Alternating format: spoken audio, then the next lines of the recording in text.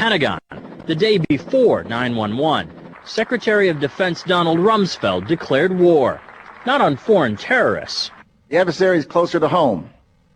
It's the Pentagon bureaucracy. He said money wasted by the military poses a serious threat. In fact, it could be said that it's a matter of life and death. Rumsfeld promised change, but the next day, the world changed. And in the rush to fund the war on terrorism, the war on waste seems to have been forgotten. My '03 budget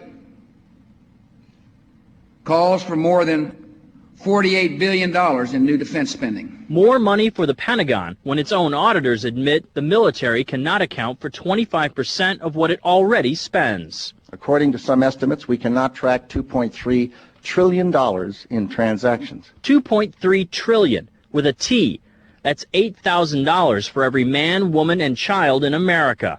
To understand how the Pentagon can lose track of trillions, consider the case of one military accountant who tried to find out what happened to a mere $300 million. We know it's gone, but we don't know what they spent it on. Jim Minery, a former Marine turned whistleblower, is risking his job by speaking out for the first time about the millions he noticed were missing from one defense agency's balance sheets. Minery tried to follow the money trail, even crisscrossing the country looking for records. The director looked at me and he says, "Why do you care about this stuff?" It took me aback, you know.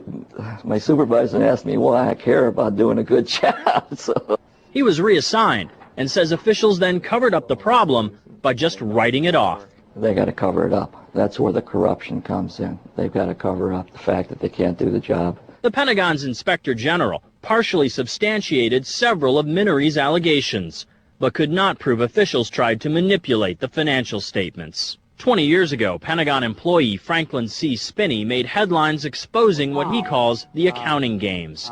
He's still there, and although he does not speak for the Pentagon, he believes the problem has gotten worse. Those numbers are pie in the sky. The books are cooked routinely year after year after year. Retired Vice Admiral Jack Shanahan commanded the Navy's Second Fleet the first time Donald Rumsfeld served as Defense Secretary. With good financial oversight, we could find $48 billion in loose change in that building without having to hit the taxpayer. In the 2.5 minutes since this report began, the Pentagon has spent nearly $2 million, and it may never know where 25% of those tax dollars went.